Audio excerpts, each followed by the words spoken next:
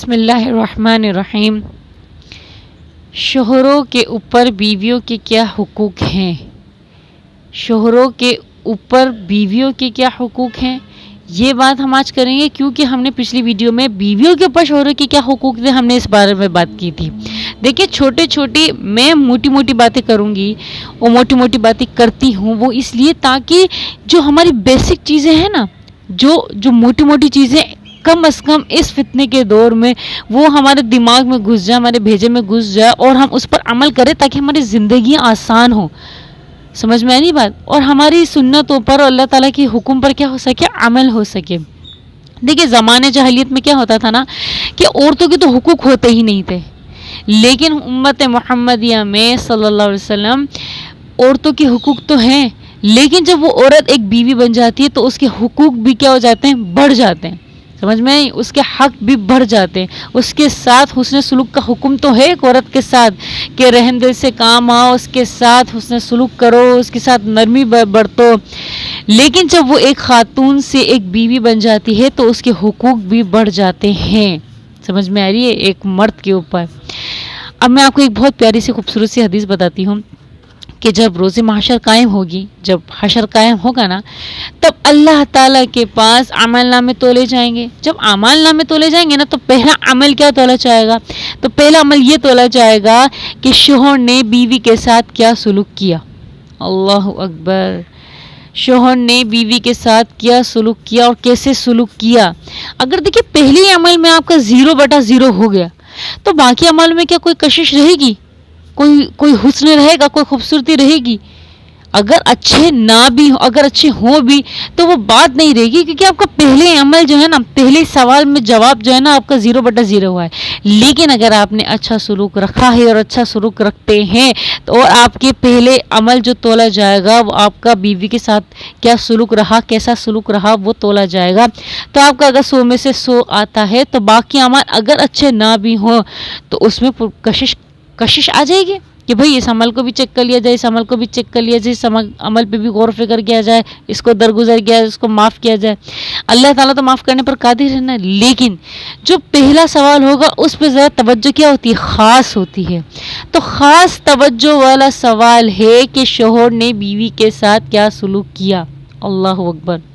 میں آپ کو ایک اور حدیث بتاتی ہوں کہ ایک صحابی نبی کریم صلی اللہ علیہ وسلم کے پاس آیا اور انہوں نے کہا کہ اے اللہ کے رسول صلی اللہ علیہ وسلم، ہم شوہروں پر بیویوں کے کیا حقوق ہیں؟ تو رسول اللہ صلی اللہ علیہ وسلم نے ارشاد فرمایا کہ جب تم کھاؤ تو اس کو کھلاؤ، جب تم پہنو تو اس کو پہناؤ، اور اگر کہیں کچھ ہو جائے، کبھی کچھ ہو جائے تو اس کے گال پہ نہ مارو، اس کے گال پر تھپڑ نہ مارو، اور اس کو گالی نہ دو۔ اللہ اکبر! نمبر 5، اگر کسی مصلحتاً یا آپ نے غصے میں آ کر یا آپ کو اس کو سبق سکھانے کے واسطے اگر آپ اس سے بستر الگ کرتے ہیں تو صرف بستر الگ کرنے کی حد تک ہی یہ بستر الگ کیا جائے، اس کو گھر سے نہ نکالا جائے۔ یہ رسول اللہ صلی اللہ علیہ وسلم کا حکم ہے۔ لیکن اب مدعا آتا ہے آج کے وقت کا یا پھر پچھلے وقت کا بھی، یہ مدعا کھڑا ہوتا ہے گالیوں پر، یہ مدعا کھڑا ہوتا ہے تھپڑ پر، یہ مدعا کھڑا ہوتا ہے گھر سے باہر دھکا دینے پر۔ ذرا سے کوئی بات ہوتی ہے کہ کھانا غلط خراب بن گیا، نمک زیادہ ڈل گیا تو اٹھا کے پھینک دیا منہ پہ چماٹ۔ اللہ اکبر! ذرا کچھ بات ہوئی، چھوٹی چھوٹی باتوں میں گالیاں، چھوٹی چھوٹی باتوں میں گالیاں، دیر ہو گئی گالی، یہ ہو گیا گالی، فلاں ہو گیا گالی، ڈھمکا ہو گیا گالی، بات کرو گالی منہ سے نکلی۔ اللہ اکبر! بیوی کو گالی دینے کا منع فرمایا ہے۔ رسول اللہ صلی اللہ علیہ وسلم نے جب منع کر دیا تو بس وہ لفظ آخر ہے۔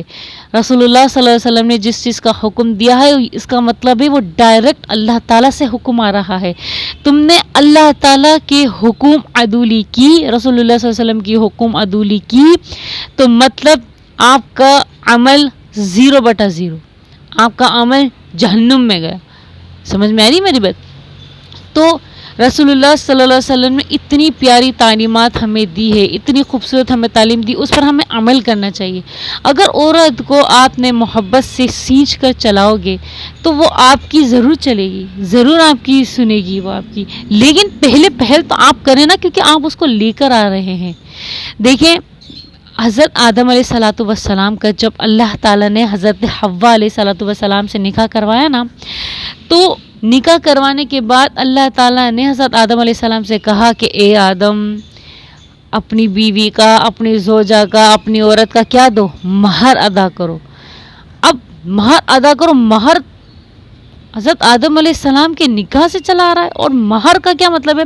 تو حضرت آدم علیہ السلام نے کہا کہ اے اللہ، میں مہر کیا دوں، جبکہ جنت میں سونے چاندی جواہرات اور موتیاں ہیرے پتہ کیا کیا موجود تھے۔ تو حضرت آدم علیہ السلام نے کہا کہ اے اللہ، میں کیا مہر ادا کروں؟ تو اللہ تعالیٰ نے فرمایا کہ میری امت میں میرا ایک نبی آنے والا ہے، محمد صلی اللہ علیہ وسلم، اس پر ایک درود پڑھ دو، یہ مہر ادا ہو جائے گا۔ یہ مہر حضرت آدم علیہ السلام کے ساتھ خاص تھا، یہ مہر ادا ہو گیا۔ مہر وہاں سے چلا آ رہا ہے، لیکن محمد صلی اللہ علیہ وسلم نے جو مہر مقرر کیا ہے، جو مہر کی تعداد رکھی ہے، جو عمل بتایا ہے، اس پر ہمیں عمل کرنا لازم ہے، فرض ہے، واجب ہے۔ سمجھ میں آ رہی؟ اور مہر کا کیا مطلب ہے؟ مہر کا ہرگز مطلب یہ نہیں ہے کہ آپ عورت کو خرید رہے ہو۔ سمجھ میں آ رہی ہے کہ بعض نان مسلمس کا یہ سوال ہوتا ہے کہ یہ کیا بات ہوئی کہ آپ جو ہے نا حق مہر ادا کرو، اس کو آپ پیسے دے رہے ہو، کیا عورت کیا بیچنے کی چیز ہے؟ کیا آپ عورت کو خرید رہے ہو؟ کیا وہ آپ کی باندھی ہے؟ کیا وہ آپ کی لونڈیا ہے؟ نہیں نہیں نہیں، ایسا نہیں ہے۔ مہر ادا کرنے کا مطلب یہ ہے کہ اب سے تمہارا نان و نفقہ، کھانا پینا، پہننا اوڑھنا، ہر چیز شوہر کے اوپر ہے، شوہر پر لازم ہے، شوہر کے اوپر واجب ہے کہ وہ اپنی بیوی کا کیا اٹھائے؟ خرچہ اٹھائے، کھانا پینا اٹھائے، اور اس کا پہننا اوڑھنا اٹھائے۔ آپ کو میں نے پچھلی حدیث میں بتایا نا کہ رسول اللہ صلی اللہ علیہ وسلم نے فرمایا کہ جو کھاؤ اس کو کھلاؤ، جو پہنو اس کو پہنا، تو یہ حق کی مہر میں آ جاتا ہے۔ سمجھ میں آ رہی ہے؟ یہ شوہر پر واجب ہو جاتا ہے، تو اس لیے یہ اسے حق مہر کہتے ہیں۔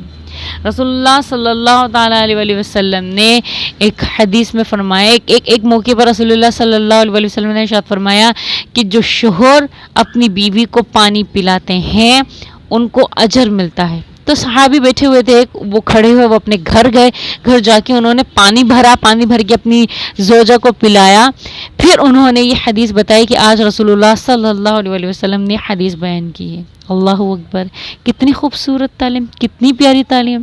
رسول اللہ صلی اللہ علیہ وسلم اپنی زوجہ حضرت عائشہ صدیقہ رضی اللہ تعالی عنہا کو اپنے ہاتھ سے نوالا بنا کے کھلاتے تھے۔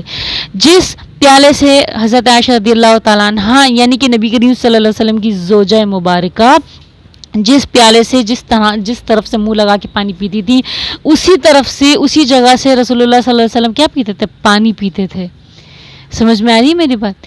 تو رسول اللہ صلی اللہ علیہ وسلم کی یہ تعلیمات ہیں جو ہمیں عمل کرنا ہے۔ سمجھ میری سنت یہ تھوڑی، سنت تو یہ ہم سمجھتے ہیں کہ 3 سانس میں پانی پی لیا اور یہ سنت ادا، سنت یہ بھی ہے، اس کو بھی سنت کہتے ہیں، جو رسول اللہ صلی اللہ علیہ وسلم نے اپنی زوجہ مطہرہ کے ساتھ عمل کیا۔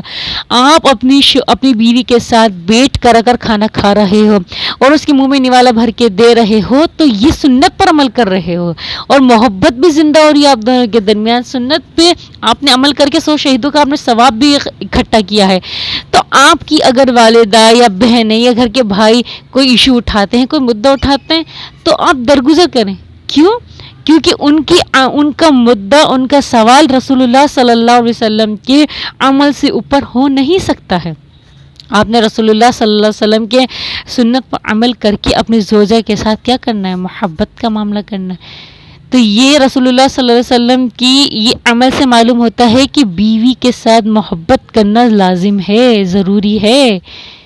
محبت کرنے میں کوئی غلطی نہیں ہے، کوئی مذائقہ نہیں ہے کہ بیوی ہے تو گھر کے کام کرے گی، بچوں کو سنبھالے گی، اس کے ساتھ محبت بھی لازم ہے، محبت بھی ضروری ہے۔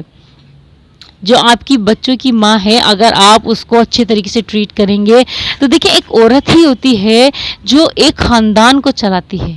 سمجھ میں آ رہی؟ جو گھر کو چلاتی ہے۔ آپ تو سارے دن گھر میں ہوتے نہیں ہیں، آپ تو سارے دن باہر کمائی کرتے ہیں، کام کرتے ہیں اپنے باہر دکان پہ یا آفس میں ہوتے ہیں، تو گھر کو کون اچھے طریقے سے سنوار کے سنبھال کے محبت سے رکھے گی؟ وہ بیوی رکھے گی نا۔ اگر بیوی کو آپ ہنٹر دیں گے تو وہ اس کے گھر میں کیا ہوگی؟ توجہ ایسی نہیں ہوگی۔ لیکن اگر آپ بیوی کو محبت دیں گے توجہ دیں گے تو آپ کے گھر کو بھی وہ سنوار کے رکھے گی. جیسا کریں گے ویسا بھریں گے. سمجھ میں آ رہی بات؟ تو رسول اللہ صلی اللہ علیہ وسلم کی عمل پر عمل کریں گے، سنتوں پر عمل کریں گے، حکم کو مانیں گے تو یقیناً آپ کی زندگی پرسکون اور خوشگوار گزرے گی انشاءاللہ تعالی. اللہ تعالیٰ نے اگر آپ لوگوں کو عمل کرنے کی توفیق دی، جو کہ میری دعا ہے، اب کے دور میں تو بہت لازم ہے تاکہ گھر نہ ٹوٹے اور جو ہے نا اپنا اللہ بھلا کرے طلاق نہ ہو. تو آپ نے کیا کرنا ہے؟ دیکھیں، عورت کا حق کے واجب ہے، عورت کا حق کے واجب ہے، بیوی کا حق کے واجب ہے کہ اگر وہ گھر کی ڈیمانڈ کرتی ہے تو حق کے واجب ہے آپ اس کو گھر لے کر دیں گے، گھر لے کے دیں گے. لیکن اگر آپ کی اتنی حیثیت نہیں ہے تو آپ اس کو کرائے کا گھر لے کے دیں گے. اور اگر آپ کی اتنی بھی حیثیت نہیں ہے تو آپ اس کو اپنے ہی گھر میں ایک علیحدہ کمرہ، ایک علیحدہ باتھ روم اور ایک علیحدہ کچن کر کے دیں گے. یہ عورت کا حق کے واجب ہے، اس میں اس کا کوئی جرم نہیں ہے، اس نے کوئی گناہ نہیں کیا. اگر یہ ڈیمانڈ کیا ہے تو یہ عورت کا حق کے واجب ہے. اور اگر آپ یہ بھی افورڈ نہیں کر سکتے تو خدا را اللہ کو مانے، اس کے رسول کو مانے، شادی نہ کریں. کسی عورت کی، کسی لڑکی کی، کسی بچے کی زندگی کو تباہ اور برباد نہ کریں. اگر آپ اس کو بیوی والی سہولت نہیں دے سکتے ہیں، بیوی کو بیوی والا مرتبہ نہیں دے سکتے ہیں، چلو محبوب کا مرتبہ آپ سے نہیں ہو پا رہا ہے کیونکہ آپ ابھی نئے نئے اسٹیج پر ہو، لیکن بالکل سٹارٹنگ میں، شروع میں آپ نے بیوی کو بیوی والا درجہ دینا ہے. اللہ تعالی ہمیں بھی ہدایت عطا فرمائے، آپ کو بھی ہدایت عطا فرمائے. آمین. جزاکم اللہ خیرا، احسن الجزاء فی الدارین.